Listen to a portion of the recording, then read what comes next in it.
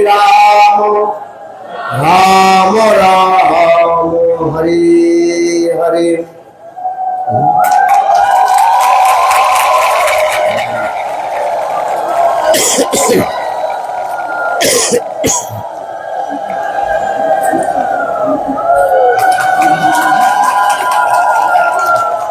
আপনারা এখন উলুধ্বনি দেবেন না, চল এখন হরিকথা শ্রবণ করুন। সময় অতিবাহিত হয়ে গেল, এখন হচ্ছে আপনাদের জল খাবারের ব্যবস্থা আছে। আগে গিয়ে सर्वाग्रे मेरे गुरुपाद नित्य प्रविष्ट विष्णुपाद अष्टोत्तर शतस्य श्रीमद् भक्ति वेदांत श्री वामन गोस्वामी महाराज एवं नित्य प्रविष्ट विष्णुपाद अष्टोत्तर शतमद् भक्ति वेदांत श्री नारायण गोस्वामी महाराज जी के अभय चरण कमलों में अनंत करोड़ साष्टांग दंडवत ज्ञापन करता हूँ।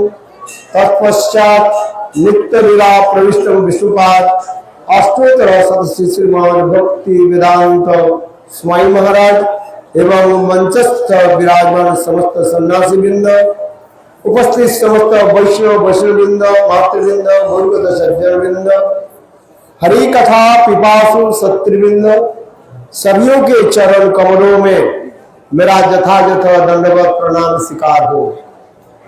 हमारा 16 क्रोश श्री नवद्वीप धाम परिक्रमा करते करते हमारा जिस स्थान से उपस्थित जहां पर हम लोग उपस्थित हुए हैं, यह अत्यंत सुंदर मनोरम स्थान है।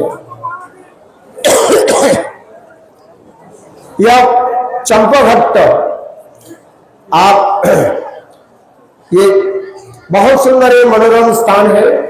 यहाँ पर सप्त युग में एक ब्राह्मण यहाँ पर चांपा पुष्प को लेकर के यहाँ पर बाजार में बेचते थे। यहाँ पर उस समय सप्त युग में ये स्थान इतने सुंदर मनोरम था, यहाँ पर अनेकों पुष्पों के द्वारा सुशोभित था और वह ब्राह्मण यहाँ पर चंपक पुष्प यहाँ पर बेचते थे और वो ब्राह्मण एकनिष्ठ होकर के सेवा आदि करते थे। उनकी सेवा में संतुष्ट होकर के स्वयं कृष्ण उनके दिव्य रूप दर्शन कराया। इसलिए ये स्थान की और उसके बोले उनके इतने सुंदर श्याम रूप उनके दर्शन कराया। जैसे जैसे हम लोग अभी श्रवण करके आ रहे हैं, जैसे भक्त होते हैं और भक्त के प्रेम माधुर्य के स्वरूप भगवान उस भक्त निकट स्वरूप दर्शन कराती है। जैसे हम लोग श्रवण किया, जो समुद्र सेन के स्वयं कृष्ण क्या स्वरूप दर्शन कराया था, सुंदर गोप रूप से दर्शन कराया था। ये समस्त कथा गुरुदेव वर्णन करते थे और बृहद भागवतम में तत्व सिद्धांत ऋषि भी देते हैं, जो जिस रस के भक्त होंगे उस रस के भक्त के अनुसार भगवान उस स्वरूप को दर्शन कराते हैं। सिर्फ उसी प्रकार वो ब्राह्मण के स्वयं जो है अपने सुंदर दिव्य अलौकिक कृष्ण स्वरूप दर्शन कराया और अंत में उनके भी ये बताया, देखो कलियुग में मैं ही गौरांग के रूप में मैं प्रकट हुआ और आप मेरा गौरांग के रूप को दर्शन करो। ऐसे करके उनके गौरांग रूप दर्शन कराया और उनके ये भी बताया जो मेरे सेवा में अर्थात जिला में सहायता करना। वही ब्राह्मण द्विजा बालीनाथ के रूप में प्रकट हुए।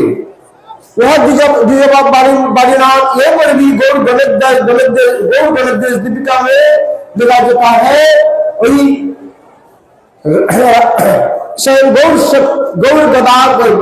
शक्ति गदाधर की छोटे भाई यह बालीनाथ रूप में प्रकट हुए और स्वयं कृष्ण की लीला में वो काम लेखा की सखी के रूप में भी प्रकट हुए थे। ये समझते बहुत सुंदर वर्णन है यह पर ऐसे, इसलिए वह गौर गदाधर की ये सेवा विग्रह आप दर्शन करें। ये बालीनाथ द्विजा बालीनाथ के सभी विग्रह ये गौर गदाधर है। यह अत्यंत अपूर्व स्थान है। इस स्थान पर आने से अपने आप भक्ति प्रकट हो जाती है और माधुर्य प्रेम भक्ति होगी। यहाँ पर जयदेव गोस्वामी की पाठवारी भी कहा जाता है।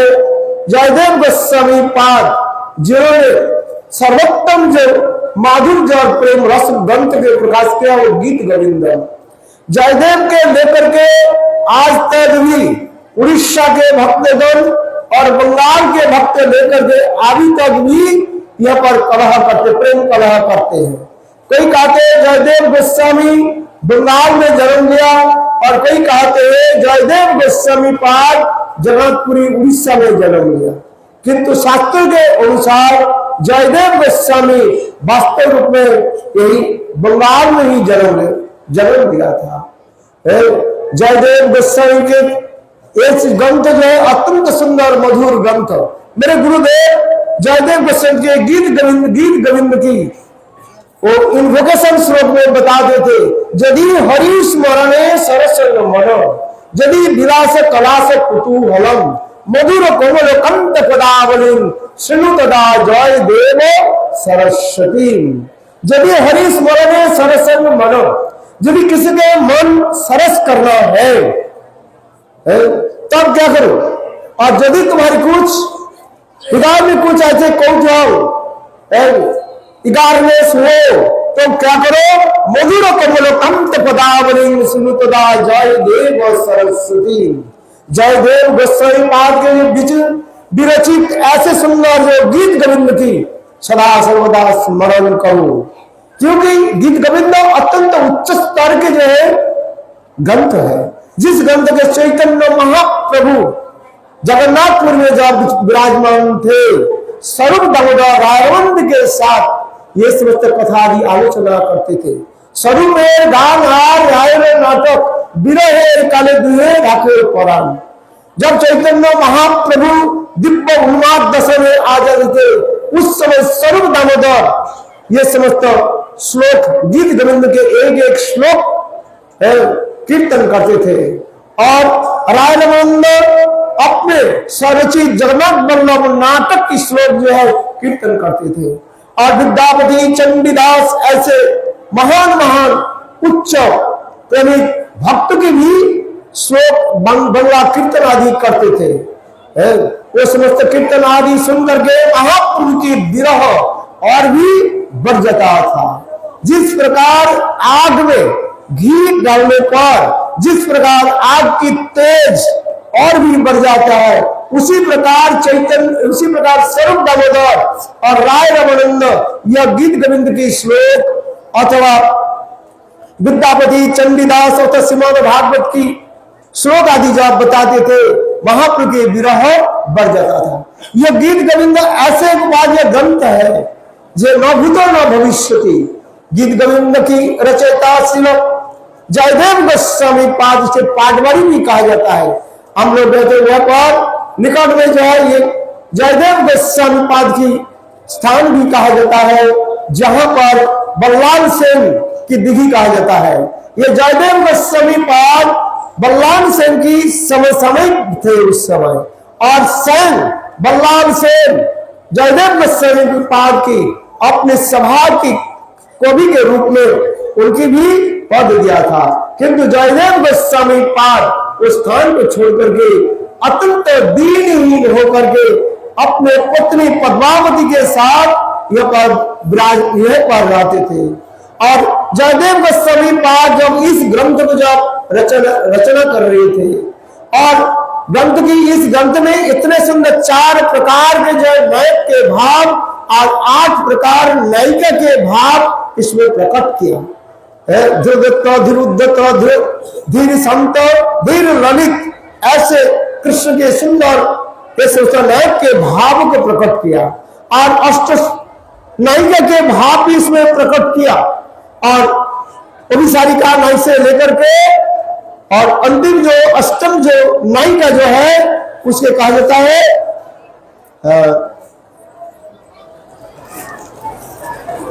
कौन सा नहीं कहता है प्रसिद्ध स्वाधीन भक्ति का नायिका। स्वाधीन भक्ति का नायिका उसी कहा जाता है जो नायिका अपने प्राण प्रीतम की वशीभूत करके रखते हैं। और वशीभूत करके जैसे वो कहती है और उसी प्रकार में वो काम करना पड़ता है। और इसी कथा, इसी के जो है गीत गोविंद जब वर्णन करते जा रहे हैं, राधा रानी मानवती हुई और उसके मान मनाने के लिए कृष्ण कितने प्रयास कर रहे हैं।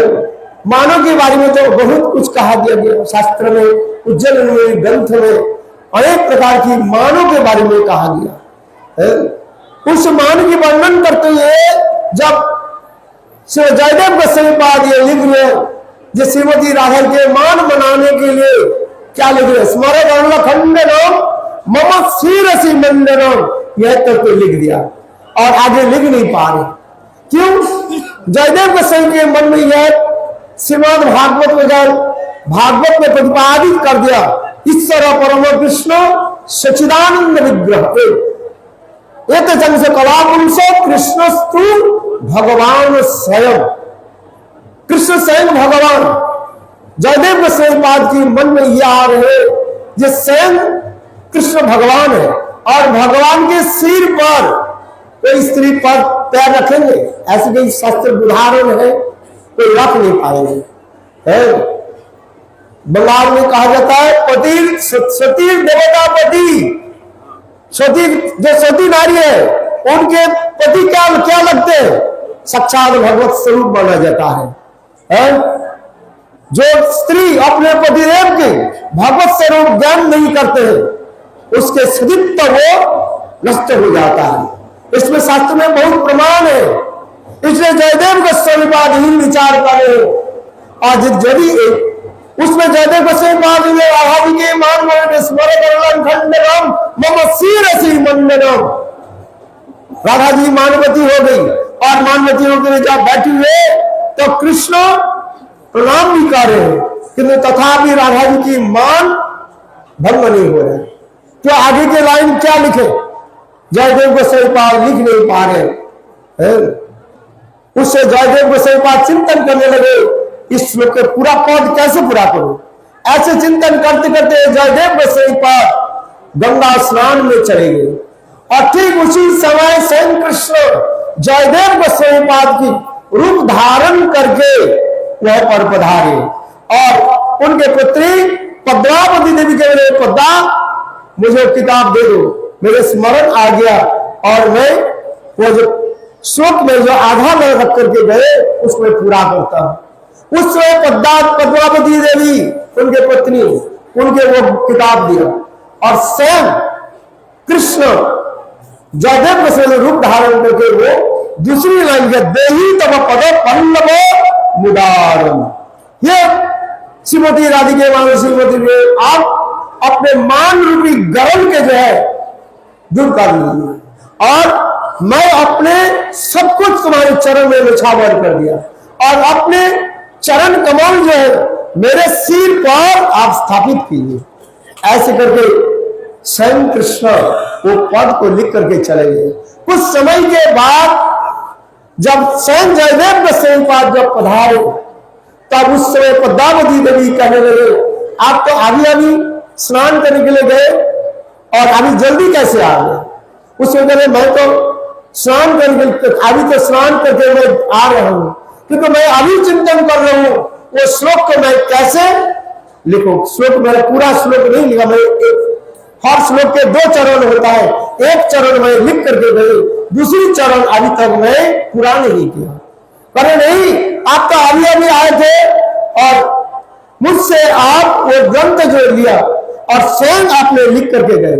जब उस समय जयदेव गोस्वामी पाद कहने लगे पद्मा उस ग्रंथ को मुझे दर्शन कराओ, उस समय पद्मावती उस गीत गोविंद के जो मैनुस्क्रिप्ट पाद उसको दर्शन कराया और उसको देख करके देखा गया शरणाक्षर में सुने के अक्षर में ही दूसरी लाइन लिखा हुआ है देही तब पद पल्लव मुदारम। उस समय जयदेव गोस्वामी पाद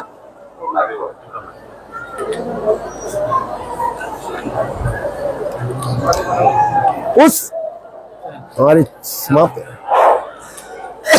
उस समय जयदेव गोस्वामी पाद कहने लगे पद्मा तुम्हारे जीवन धन्य है, जिस श्लोक के मैं लेख नहीं पाया अभी तक भी चिंतन कर रहा हूं और देखो स्वयं कृष्ण है फिर उदाहरण करके और ये श्लोक के जो लिखा देही तब पल्लव उदारम है। इसलिए जयदेव गोस्वामी पाद के ऐसे सुंदर ग्रंथ जो है हमें गुरुदेव बोलते थे यदि वास्तव रूप में किसी के हृदय में माधुर्य रस में प्रवेश करना है इस ग्रंथ को अति अवश्य ही वो अध्ययन करे, क्योंकि एक गीत गोविंद के जब तक हम अध्ययन नहीं करेंगे वास्तव रूप में माधुर्य रस में प्रवेश अधिकार नहीं होगा। इसलिए ये श्लोक मेरे गुरुदेव बार बार कहते थे यदि हरि स्मरणे सरसंग मनो यदि विलास कलास कुतूहलम मधुर कोमल कंत पदावलिंग शुनु तदा जय देव सरस्वती। अधिकारी जन इस ग्रंथ को जो है अध्ययन करते हैं। श्री गुरुदेव नित्यानंद विश्वनाथ वेदांत श्री वामन गोस्वामी नारायण गोस्वामी महाराज इस ग्रंथ के हिंदी भाषा में और अंग्रेजी भाषा में भी प्रकाशित कर दिया। यदि गुरुदेव इस ग्रंथ के प्रकाशित नहीं करते और इस ग्रंथ की माधुर्यता इस ग्रंथ की जो अंतिम जो भाव कौन प्रकाश करते। इसलिए मैं कभी कभी ये कहता हूँ गुरुदेव के महिमा वर्णन करते हुए भक्त लोग भी कहते हैं यदि नारायण नहीं तो तबे की होई तो केवने धरी काम दे राधार महिमा प्रेम रस सीमा जगते जाना तो के। आज तक भी कई भक्त जो है इसके प्रकाशित नहीं किया। चलो गुरुदेव जब इस ग्रंथ के प्रकाशित किया कुछ लोगों ने गुरुदेव के ऊपर टीका टिप्पणी भी किया था, मुझे याद है। कहते ऐसे उच्च स्तर के ग्रंथ क्यों प्रकाशित कर दिया। गुरुदेव एक भाषण में स्वयं कहा यदि मैं जानता हूं जो इस ग्रंथ की अधिकारी जो बहुत कम है किंतु है दो चार तो होगा जरूर, किंतु यदि कहा इस ग्रंथ यदि प्रकाशित नहीं हो ये ग्रंथ लुप्त हो जाएंगे और इस ग्रंथ की जो केवल बाबा जी सहज या सखी भेगी लोग उसके अपव्याख्या करके प्रचार करेंगे। इसलिए गुरुदेव स्वयं भाषण में बोला एक बार जब मैं इस ग्रंथ के प्रकाशित किया इसके जो है परंपरा रहे। ये ग्रंथ जो अत्यंत सुंदर ग्रंथ है इंग्लिश भाषा में तो है ही और हिंदी भाषा में भी इस ग्रंथ पे है। अनेकों टीकाकार ने टीका किया किंतु गुरुदेव के जो सरस टीका जो है भाषा जो है होती है पुजारी गोस्वामी की भी है और अनेकों गोस्वामी के जो है किंतु सिर्फ गुरु इसलिए इस गीत गोविंद की सभी लोग अध्ययन करें। ये नहीं है जो लोग कहते हैं सहजा बन जाएगी। अरे सहजा किसको कहते हैं इसके बारे में तो समझना चाहिए। शास्त्र अध्ययन करने के लिए कहीं माना नहीं किया, सुनने के लिए माना नहीं किया। क्या माना किया श्रीमद् भागवत में क्या समाचार जातु मनसा भी जनिश्वर आचरण करने के लिए माना कर रहे थे किंतु श्रवण के लिए कहीं बार शास्त्र पर माना नहीं है। इनकी रास लीला की अंतिम श्लोक में श्री सुखदेव गोस्वामी पाद सभियों के रासलीला की कथा और उनके सार आशीर्वाद देते हुए कहते क्या विकृतम ब्रजबधू इदं च विष्णु श्रद्धान्वितो अनुसुन्नाद वन्य दथा भक्ति परांग भगवती प्रदिलभ्य कामो हृद्रोगो आसु अपनति अचिरेण धीरो। इस श्लोक में स्पष्टीकरण जिसकी श्रद्धा हो दिल श्रद्धा होना चाहिए अत्यंत की श्रद्धा यदि हो और ऐसे भजन की किसी के हृदय में प्रवृत्त हो इच्छा हो वो अति अवश्य ही ये रासलीला की कथा श्रवण करे। श्रवण करने के लिए बाधा कहीं निर्देश नहीं कर बाधा नहीं करे श्रवण मत करो ग्रंथ श्रवण करना चाहिए किंतु कृष्ण के भांति आचरण न करे। किसके भांति आचरण करे वो रामचंद्र के भांति आचरण करे। रामचंद्र जैसे मर्यादा आदि के द्वारा स्थापित करके दिखाया गया और स्वयं भगवान कृष्ण स्वयं क्या किया वो आचरण किया। वो अधिकारी ज्ञान होता है वो सभी के ऊपर नहीं सब उपदेश सबके एक नहीं दिया जाता है। जैसे विद्यालय में जैसे जैसे छात्र होते हैं उस छात्र को उसी प्रकार उनकी उपदेश दिया जाता है ठीक उसी प्रकार अधिकारी जन उसके अध्ययन आदि करें। इसमें विचार जो विषय है अधिकार सिद्ध देह भावे विपर्जय बुद्धि तार शक्ति अभावी।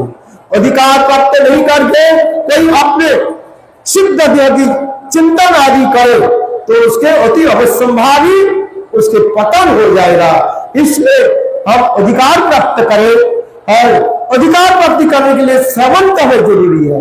जो जब तक श्रवण नहीं करेंगे तब चित्त निर्मल कैसे होगा। इसलिए तो इसी श्लोक में कहा है, ऐसे श्लोक जब श्रवण करते करते हृदरोग आंसू अपने हृदय में सबसे बड़े रोग क्या है? काम रोग कहा जाता है। वो काम रोग दूरीभूत होगा यदि इसके श्रद्धा के साथ के श्रवण करे।